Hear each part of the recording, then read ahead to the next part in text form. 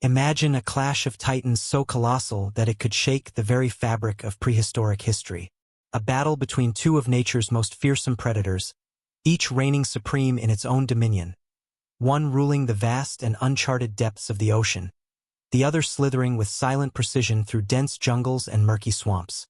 The Megalodon, the undisputed king of the ancient seas, and the Titanoboa, a monstrous serpent capable of overpowering anything unfortunate enough to cross its path. If these two behemoths ever met in combat, it would be a showdown that would leave destruction in its wake, an encounter between power and strategy, brute force and cunning precision. The Megalodon was an apex predator of the ancient seas, a shark so massive that it dwarfed even the largest great white sharks of today. Measuring an astonishing 18 meters in length, this gargantuan beast was built for hunting, possessing a set of deadly adaptations that made it the ultimate marine menace. Its bite force was unparalleled, capable of crushing bone and armor with ease, and its 3-meter-wide jaws housed an intimidating array of 276 razor-sharp teeth, each designed to tear through flesh like butter. With a keen sense of smell and electroreceptors that allowed it to detect the faintest movements in the water, the Megalodon was a relentless predator that left little chance for escape once it had marked its prey. It could accelerate with explosive speed, using its powerful tail to propel itself forward like an unstoppable torpedo. In the world of ancient marine warfare, the Megalodon was the ultimate executioner. But would even this king of the oceans stand a chance against the Titanoboa, a creature that reigned supreme in its own deadly domain? The Titanoboa was not merely a snake. It was a living nightmare, a serpent of such proportions that it could crush entire creatures within its suffocating embrace. Growing up to 13 meters in length and weighing over a ton, this colossal constrictor was built for ambush, lurking in murky waters and waiting for the opportune moment to strike. Unlike venomous snakes, the Titanoboa relied on pure muscle power, wrapping its thick coils around its prey and exerting a bone-crushing force capable of stopping even the strongest heart within seconds. Its jaw, capable of opening up to 1.8 meters wide, allowed it to consume enormous prey whole, and its stealth made it an expert assassin of the jungle and swamp. The Titanoboa's body, covered in thick, muscular scales, was a fortress of raw power, an evolutionary masterpiece of silent, unrelenting death. But if these two prehistoric titans were to ever meet, where would such an earth-shattering battle take place?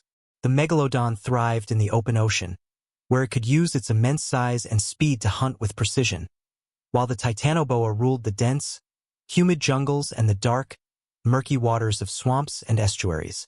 The only plausible battleground for such a confrontation would be where their domains intersected, a coastal mangrove, where the salt water of the ocean met the fresh water of the jungle, a place where both creatures could exert their dominance. In this arena, the battle would not be dictated by brute strength alone, but by strategy, patience, and the element of surprise. If the Megalodon were to locate the Titanoboa first, its attack would be swift and ferocious. Using its electroreceptors to detect the snake's faint electrical signals, the Megalodon could charge at speeds of up to 40 kilometers per hour, striking with a force that could shatter bones. A single, well-placed bite could spell instant doom for the Titanoboa, tearing through its thick, muscular body and leaving it incapacitated. The ocean's deadliest hunter would then thrash violently, ripping the serpent apart within moments. However, the Titanoboa was not a creature of reckless aggression.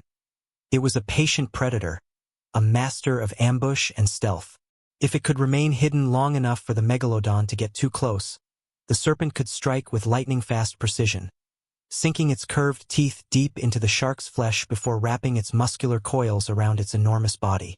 If the Titanoboa could hold on, applying a constriction force of over 276 kilopascals, it might be able to crush the Megalodon's internal organs or worse, block its gill openings, cutting off the oxygen flow that the massive shark needed to survive. But therein lay the problem. Unlike land-based creatures, the Megalodon did not rely on lungs to breathe. It drew oxygen directly from the water through its gills. This meant that even while being constricted, it would not suffer from asphyxiation in the same way that land creatures would.